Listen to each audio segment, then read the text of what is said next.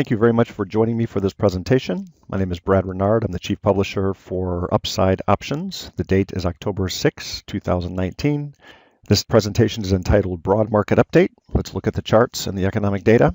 And I will give an update on our conservative, non-directional, income-generating, all-weather Pinnacle strategy. That is up 32.9% year-to-date after commissions, and that's for an entire portfolio.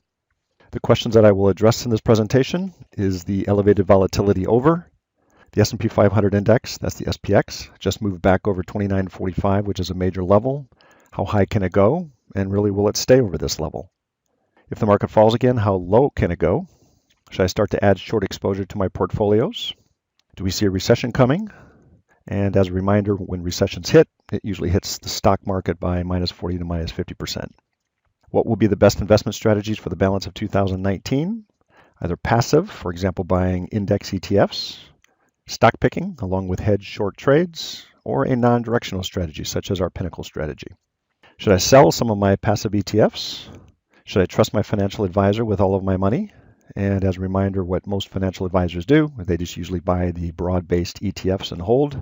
And it's not a great time to be holding index ETFs right now, and I'll talk more about that. And then finally, I'll provide an overview and update of the Pinnacle strategy and analyze a recent trade. This is a snapshot off of the website, upsideoptions.net. Just shows the Pinnacle strategy, shows the returns. We're up 32.9% year-to-date after commissions, and September was a good month. It was 6.3%. All trades and returns can be validated, as these trades are sent to 3 different brokers for the auto trade program. So after I go through all the charts and look at the economic data, then I'll talk a little more about Pinnacle. Available strategies. We have the Big Cap Alpha. That buys stocks with strong technicals and fundamentals with a market cap of greater than 10 billion. We have a small and mid-cap Momentum. That buys stocks with strong momentum and a market cap of 250 million to 10 billion. We have Sector Rotation.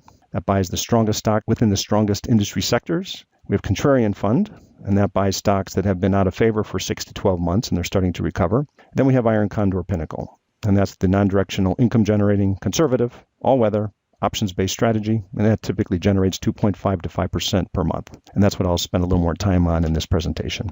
I have just 2 more slides on the company, and then I'll jump into the charts and into the market update. For our differentiation, we do 4-level quantamental analysis, where we blend technical, fundamental, and factor-based quantitative analysis. We're also long-short, and recently we're moving to 75% long and 25% short in our stock strategies. We also have a unique methodology for opening the shorts, and it makes the short trades almost free, so we can keep the trades open continuously. We follow strict exit rules, so we're able to let most winners run, but our exit rules are fast enough so we can lock in the gains and to protect capital. So for example, in 2018, October 2018, that was just before the big correction that lasted for 3 straight months in the last quarter of 2018, where the market pulled back 25%. We went from 75% allocated to 15% allocated in the 6 days just prior to that pullback. I could not predict what was going to happen. All I know is that our exit rules were triggering and we were following our rules. And every day we were selling stocks because the exit rules were triggering. So for our strategies, we finished 2018 in the plus 18 to plus 25% gain range, where the benchmarks, such as the S&P 500 or the Russell 2000 small cap index, they all closed 2018 with negative results, minus 8% to minus 12%. So we beat the indexes by a wide margin in 2018 because we follow strict exit rules. More on the 4-level scanner. Step 1 is we do macro analysis. At the big picture, we're looking at technical, breadth, fundamental, sentiment, and that modulates our bullish and bearish exposure levels. And what we're seeing now is that we want to add some bearish exposure. Step 2 is a technical scan, and we're finding high probability setups in the charts. Step 3 is a fundamental screen. So we're looking for strong companies or weak companies. Strong companies for the bullish trades, weak companies for the bearish trades. Step 4, we do a quantitative screen for probabilities of a pattern following through. And this is basically econometric, factor-based quantitative analysis. It's using multi-regression analysis, and it generates a lot of probability numbers, and then we use those probabilities to help us make our final selection of stocks. Finally, we use technicals to trigger our entries and our exits. And finally, we allocate about 4 to 5% of the portfolio to each position. Let's look at a snapshot of the current market. Stocks have been sideways and choppy for the last 2 years. Stocks have gone basically nowhere in 2 years.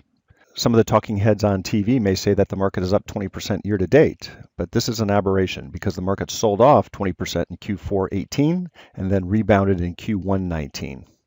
A non-directional trading strategy is working well in this market, and Pinnacle is our non-directional strategy, and it's up 32.9% year to date after commissions, and that's for the entire portfolio. Buying stocks or ETFs have been struggling in this market, and it's easy to get chopped up. The China trade war is causing slower global economies, slowdown in the U.S. economy, a slowdown in China's economy, an inverted yield curve predicting further slowdown in the U.S. economy. 10-year Treasury rate is down to 1.5%, and cash has been pouring into U.S. Treasuries and other bond funds. Here's the chart of the 10-year Treasury. It's currently sitting at 1.52%. We can see that yields over the last year have dropped from about 3.2% all the way down to about 1.5%. So basically cut it in half. Bond market is classified as the smart money, and it's still predicting that the U.S. economy will continue to slow. Here's a picture that represents the yield curve. It's the difference between the interest rate on the 2-year Treasuries versus the interest rate on the 10-year Treasuries. We can see that the difference between the two is practically zero, meaning that the yield curve is flat. More on the yield curve. Here's what a yield curve looks like. So for example, a typical yield curve is upward sloping. So over here on the y-axis is the interest rate of the Treasury. And then this is down here on the x-axis, this is years to maturity. So we have 3-month, we have 2-year Treasuries, 5-year, 10-year, 15-year, 20-year, and 30-year. And usually if the bond has a longer maturity, it will be paying a higher interest rate. And this is a normal, healthy economy when you have an upward sloping yield curve. Right now, unfortunately, our yield curve is more flattish to actually inverted, meaning the short bonds have a higher interest rate than the long bonds. And that represents an unhealthy bond market predicting a slowdown in the U.S. economy. Looking at some macro market analysis, first thing I want to look at is the weekly chart. So this is the NYSE composite, has about 1,900 stocks in it. And this is a weekly chart. Every candlestick represents 1 week of trade. This starts in 2006 through the end of 2018. And I show 2 moving averages on this weekly chart, a 17-week EMA, exponential moving average, and a 43-week EMA. When the 17 EMA is above the 43 EMA, it tells me that the stock market is in a long-term confirmed uptrend. And then when the 17 is below the 43, it tells me that the stock market is in a long-term confirmed downtrend. And then I have the vertical line showing crossovers. So here's a bearish crossover, and this happened to be January of 2008. It basically said, get out, go to cash. And if you're an experienced trader and you know how to short the market, start going short. And then in the middle of 2009, it basically had a bullish cross and it said, start going long, get out of cash, get into stocks. Then we had a cross here in 2011, bearish cross. We had a bullish cross in 2012. We can see this one lasted a long time. We had a bearish cross in mid-2015. This was heading into the election. We had a bullish cross. I'm missing a line here, but a bullish cross after Trump was elected, and then the market went up about 25%. And then now the market's just been sideways and choppy.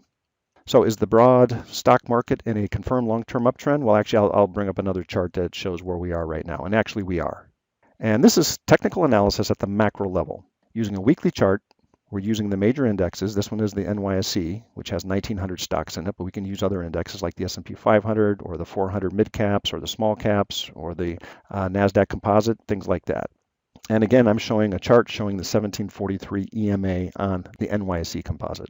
Zooming in on the weekly chart for the S&P 500 index, we can see that this one shows 2016 through present. Again, this is a weekly chart. We're showing the 17-week EMA in the red line, and then the 43-week EMA or exponential moving average, the green line.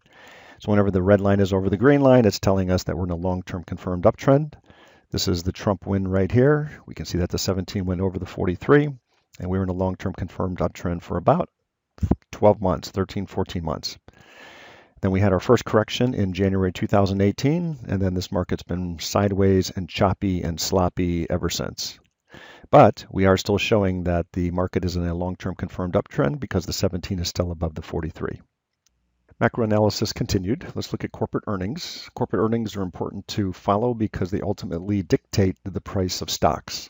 What we see here is the S&P 500 index in blue. And over here, the y-axis on the left side represents the S&P 500 index. And then on the right side represents forward-looking 4-quarter cumulative earnings. So 4 quarters worth of earnings for the S&P 500 index. Right now we're showing about $175 worth of earnings that the S&P 500 companies are going to throw off over the next 4 quarters. So again, S&P 500 companies projected to generate about $175 of earnings over the next 4 quarters. Thus, the market's trading at a 16.9 times earnings multiple, meaning we take the price of the S&P 500 at about $29.50 divided by $175 earnings. And that gives us a multiple of 16.9 times. The market is classified as slightly expensive at a 16.9 times multiple. Corporate earnings growth has been slightly negative over the last 2 quarters, so that's a negative for the broad market. But on the positive, sales growth has been okay, each quarter growing about plus 4% for the S&P 500 companies. Macro analysis continued. Let's look at the economic data. This is all positive. So core retail sales looks pretty good. People are still spending money. This is the Conference Board. This is a research house that does a lot of economic analysis, and the leading economic indicator is still up to the right, sloping upward, and they're still projecting growth in the U.S. economy. This is called GDP Now. This comes from the Atlanta Fed, and they have some very accurate models, and they are predicting that the U.S. economy will grow about 1.8% in Q3 of 2019. So that's a positive. And consumer credit. These are basically banks lending through auto loans, consumer loans, and credit cards. And we can see that consumer credit is still strong. So as the banks continue to offer credit to consumers, consumers will continue to spend. More economic data on the positive. We have non-farm payroll, and that just came out just a couple days ago, and it was pretty good. Sitting at, we're averaging about 160,000 jobs over the last 3 months, and the economy is still adding jobs. Hourly earnings has been up to the right and growing. Now, this was one of the few negatives of the report, is that hourly earnings started rolling over a little bit, but it's just too early to come to any conclusions. Unemployment rates at a 50-year low, around 3.5%. And new claims. This represents companies firing people or people leaving their job. And we can see companies are still holding on to their employees and not firing anyone. Economic data continued on the positive. So probabilities that the Fed is going to lower interest rates during their next meeting, October 30th. There's about a 76% probability that that will be the case, and about almost a 90% probability that the Fed will lower rates in December. So the Fed is dovish, and that's a positive. That will usually keep a floor under the market. On the positive, I show the 10-year note. Interest rates are low, so that's actually good for stocks. That's good for companies. When they borrow money, it's cheap. Core inflation is sitting around 2%, so that's near the Fed's target of 2%. So the Fed has plenty of room to continue to lower interest rates if they want to, because we're not over their 2% target yet. Real GDP, we're sitting around 1.8 to 2.1% growth, and that's okay for the U.S. economy. Personal spending and income. Personal spending is how much consumers are going out and buying things, and that drives 70% of the U.S. economy. So personal spending has been pretty good and still okay, and personal income has been climbing. That represents this orange line, and it's been okay. It's still growing in the kind of the year-over-year 4% range. Economic data on the negative. So the ISM index just rolled over. This is what caused the most recent pullback in the market. It tells us that manufacturing activity in the United States is now contracting because we're below 50. So this is something that is concerning, and we have to watch this. But with regards to manufacturing, it only really represents about 15% of the U.S. economy these days. So it's not a big deal like it was back in the 1940s or 50s or 1960s. The ISM Services Index, it also rolled over a little bit. Now that represents about 70% of the U.S. economy. So this did roll over a little bit, but it's still over 50, which means we're still expanding. Non-defense capital goods. This reflects more of the manufacturing side again and business spending, businesses buying durable goods, equipment, things like that, and it has been rolling over. So it's actually starting to contract a little bit. So this is not good. The 10-year note, I show this more on the negative. This represents the smart money, the bond market. The bond market is piling money into bonds, predicting that the U.S. economy will continue to slow. So that's why I show it both as a positive and a negative. This is the Citigroup. This is the Citigroup Economic Surprise Index. For a year, our economic data was surprising to the downside. Now it recently popped up, so we have to watch this. So it's not as negative as it was, but literally for a straight year, our economic data was surprising to the downside. And construction spending. Construction spending has been rolling over since 2015, and this represents about 7% of our GDP. Macro analysis continued, worldwide charts. This is China, FXI, EWG is Germany, ACWX is all world minus the United States, EWU is the UK. And they all look bad. China looks bad. EWG, at least for Germany, we see a higher low here. Same thing here, higher lows. We have an upward sloping line. So that's a positive, but they still look very weak. So Europe's not doing well. The world is really not doing that great. China's not doing that great. Most of this is from the trade war. Let's look at the indexes. So this is the Dow Jones. This is a daily chart. We can see on the positive that the 200-day line is upward sloping. The most recent pullback from a bad ISM manufacturing number, it came down, hit the 200-day line, and it's bouncing. We'll see if we can get back over 26,620, because that's going to be very helpful if we can get back up into here. It just tells me that we're sideways and choppy. This market's been sideways and choppy for 2 years. S&P 500 index, this looks very similar. We broke above this major level here of 29.45, and then we just pulled back, fell, but now we bounced back over it again. If we can get a China trade deal done, we can definitely go higher, and we can break above this 30.25. If the China trade war continues to grind on, we're going to be stuck in this channel, and we'll see what happens. I mean, we could actually break below the 200-day line. Right now, the 200-day line is upward sloping. We have a lot of support right here at 28.25, and these are the levels that we're watching now. NASDAQ Composite. Broke out, failed, broke out, failed. We're going sideways. Upward sloping 200-day line, that's a positive, but this is sideways and choppy. The Qs, this represents 100 of the largest technology stocks. Same chart. Actually, I see a lower high here. That's usually not helpful. We pulled back, but we found support higher than these last lows here. So this looks okay. I just don't see anything breaking out. We got to get past this trade war. NYSE, this is the ugliest chart that we have. We can see lower lows, lower highs. We have this channel, and right now we're back in this channel. We'll see if we can break back out of it. We broke out of it a few times. If we can break out of this channel, this downward sloping channel here, then this will invalidate this channel. This channel is very bearish, and it sends a message that the global or the US economy will continue to weaken, and stocks eventually will be going lower. But it's trying to invalidate it. We'll see if the NYSE can get back over this downward sloping line. IWM represents small caps, pretty ugly chart. Small caps look like they were starting to gain strength, but we got to get over 160. Until the IWM can break over 160, it's just not sending any type of all clear signal. Now we'll see if cash is even continuing to move into the small caps. It looked like the small caps were going to start outperforming, and then they sold off hard. So we'll see. We'll have to give this another week or 2 or 3 and see how the small caps behave. Macro analysis continued. Corporate bonds, high yield, HYG. This is all junk bonds. As long as it stays in this trading range and stays up near the highs, this is good. Tells us that there's not a lot of credit stress in the system. That's a positive for the U.S. markets. Same thing for LQD. This represents investment grade corporate debt, and there's no fear or stress in the corporate debt markets, telling us that everything looks fine right now. Let's look at a few industry sectors. XLI represents industrials, sideways and choppy. KBE, banks, actually downward sloping. People keep on talking about getting into the banks, getting into Citibank, getting into JP Morgan, getting into Bank of America. In general, you just really don't want to be in the banks until this thing breaks over $45. I would not be tying up any money in any of the banks until this thing breaks above $45 and stays over $45. Because interest rates are going down and we have a flat yield curve, and that makes it difficult for the banks to make money.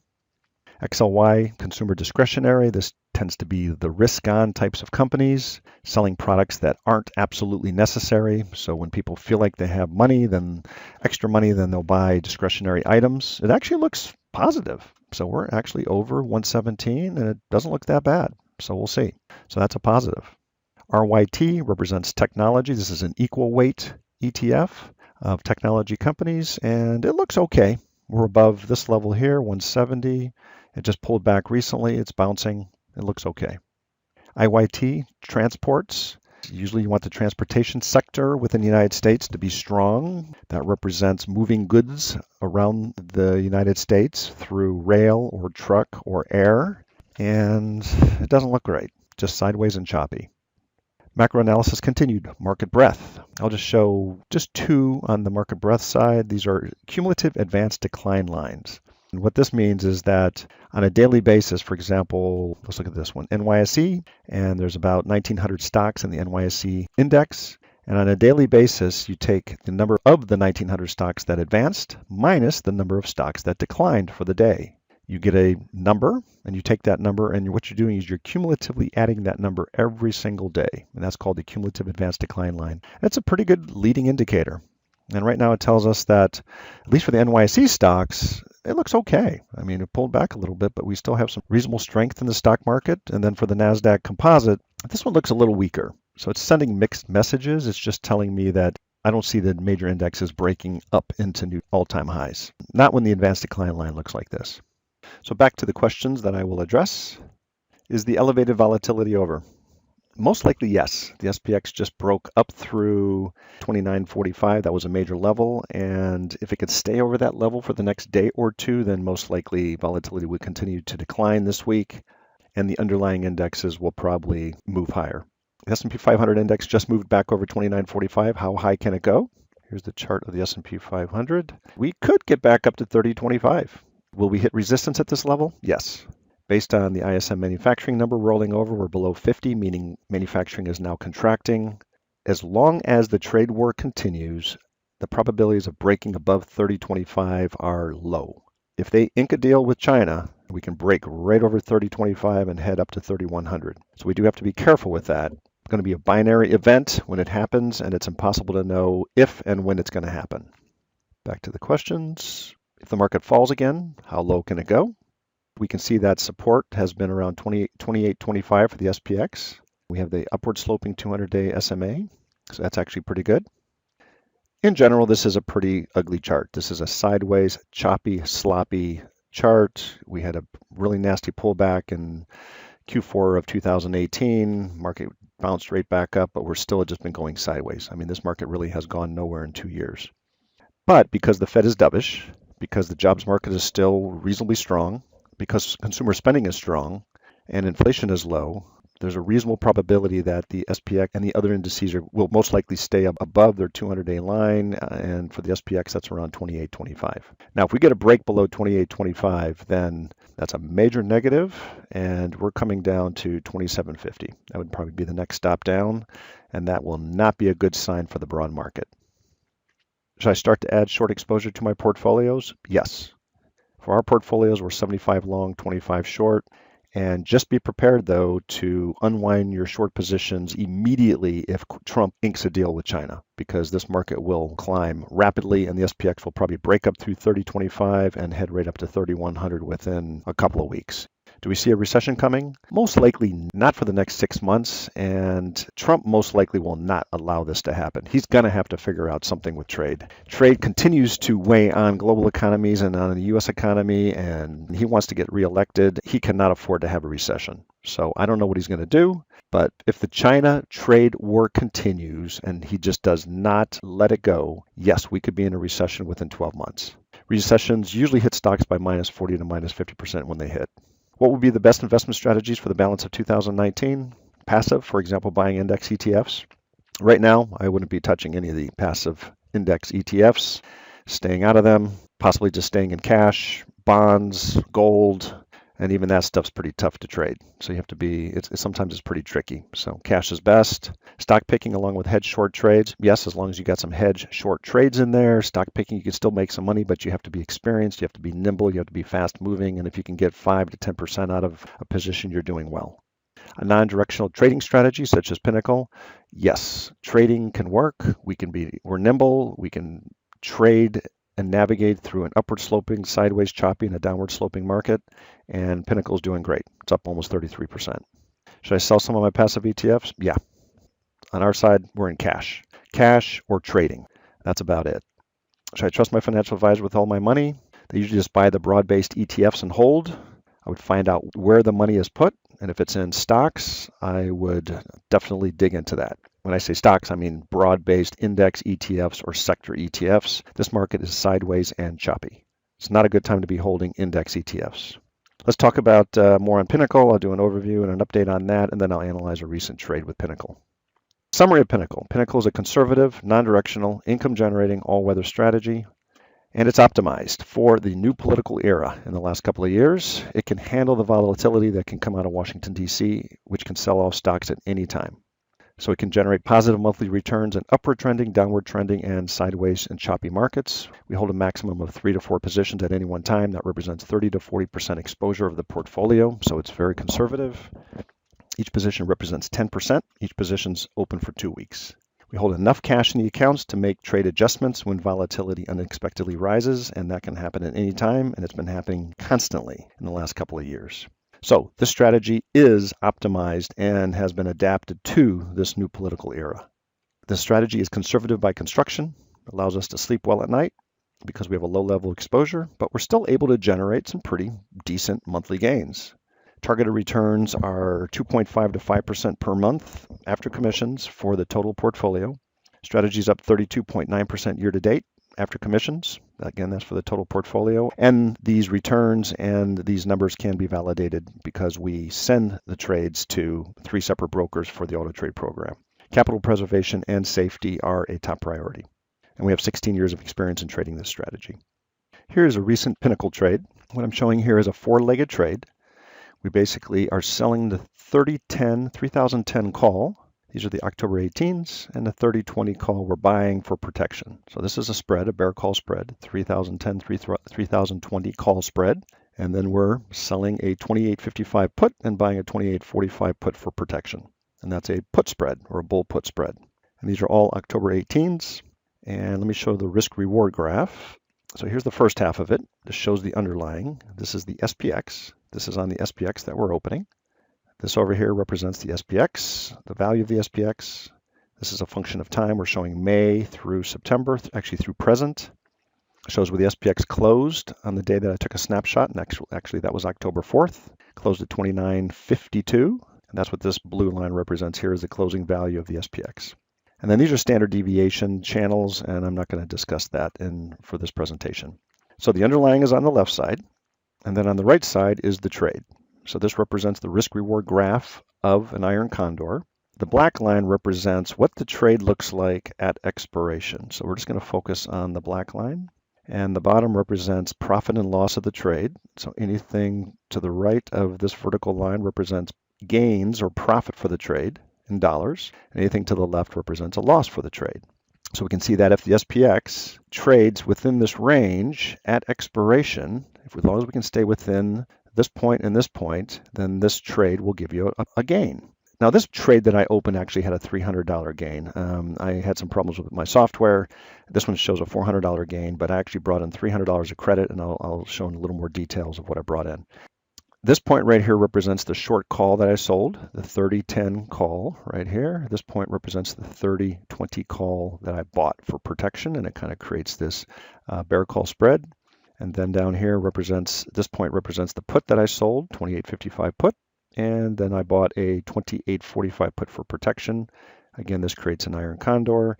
We just want the underlying index, the SPX, to stay in this trading range below the short call that we wrote, above the short put that we wrote for about 2 weeks. If it does stay in this range, we'll keep the full credit that we collected when we first opened this trade. And this one shows $400, but actually I brought in $300 for this trade. So looking at the index of where we wrote the calls and the puts, we sold the 3010, so we're kind of up here, getting close to the 3025, which is the high. And down here we sold the 2855 put. So it gives you a perspective in the chart of the SPX of where we're writing our calls and where we're writing our puts. So there's the trade. Here's the underlying over here. This is the risk-reward graph for the option trade. And let's just summarize it. So we opened up the SPX October 11. Actually, one other thing is the actual trade I opened up for the Iron Condor Pinnacle was the October 11, not an October 16. I just had some difficulty with my software. But we actually opened up the October 11, 29.55.45, the same strike prices, 29.55.45 put spread. That's down here. That's 29.55, that's 29.45. And then we added the October 11, 3010, 3020. Here's your 3010, here's your 3020. Bear call spread. Add the two together, you get an iron condor.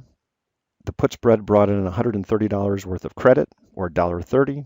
The Call spread brought in $1.70 or $170. This represents quantity one. One represents $1,000 of maintenance that's being held by the broker, allows us to open the trade, and then we bring in this credit. We brought in a total of $300 of credit, so that came into the account. So the risk is actually $700. It's not $1,000. Broker holds $1,000, but $300 of credit came in. So for the trade, to calculate the ROI, it's $300 divided by 700. You don't divide it by 1,000, but you divide it by 700. And that gives about a 43% ROI in about 2 weeks on this trade. And for a full 10K portfolio, the return would be about 3%, $300 over 10,000. We allocate 10% of the portfolio to this trade. And this is a higher credit, by the way. Usually we're bringing in more like a $2, $2.20, $2.40, but $3 is high. We were able to do this because the volatility was elevated when we opened up this trade because the market just pulled back. VIX went up to 20. I think we opened this trade when VIX was at 18, something like that. Okay, so that's a recent Pinnacle trade, and this is for the October 11, and so it's open for even just slightly less than 2 weeks. So summarizing, here's Pinnacle for the returns. It's up 32.9% year to date. After commissions, it's doing very well. September was a good month, 6.3%. All trades and returns can be validated as the trades are sent to 3 different brokers for the auto trade program. Let us do the heavy lifting. Consider trying Pinnacle for free, and we do the analysis to find the best trades, and it's recommended to auto trade, where we do the trading for you in your brokerage account. We open and close all trades. No action is required by the auto trade client. And when we have to make adjustments, things can get fast moving. So it is good to auto trade the strategy. Again, here's the summary of our strategies that are available: big cap alpha, small and mid cap momentum, sector rotation, contrarian, and then the iron condor Pinnacle that I just talked about. So thank you very much. I appreciate you joining me for this presentation. Free trials are available at upsideoptions.net/free-trial. We also do a very robust weekly analysis, and that's free. It's on the website, upsideoptions.net/weekly-market-update. And if you would like to send us an email, please send it to support@upsideoptions.net. Thank you very much for your time, and I will see you next time.